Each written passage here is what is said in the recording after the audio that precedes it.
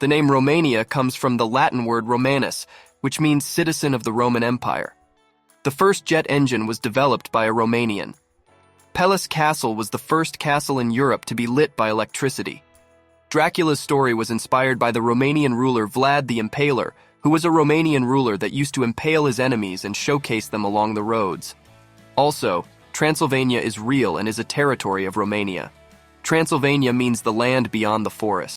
Things you didn't Romania, though, in the deathly midst of Bessarabia rejoined Romania, and that bit the Habsburgs had pinched was returned, and not long afterwards, Transylvania rejoined Romania. But this enlarged Romania did to the USSR. This agitated era fostered the rise of Ion Antonescu. Romania, though, in the deathly midst of World War II, it lost quite a lot of land, including Bessarabia, to the USSR. This agitated era fostered the rise of Ion Antonescu. As Prime Minister, he allied with Adolf Hitler and began attacking and deporting Roma people and Jews, many thousands of whom were killed. After the war, he was put on trial for war crimes and executed. As communism took root in Romania, the king was pressured to abdicate and Stalinist policies were implemented. Under the leadership of Nicolae Ceausescu, Romania's post-Stalin breaths of relief were stifled after 1971, when he became more and more Stalinesque in his totalitarian methods of governance. His handling of economics was disastrously flawed, and the people suffered horribly. But this didn't stop him from ordering a magnificent, massive, monumental palace to be built for himself. Of course, there's only so much misery the people can shoulder and endure, and in 1989, they rose up in a revolution. Ceausescu was overthrown, and he and his wife Elena were shot dead by a firing squad.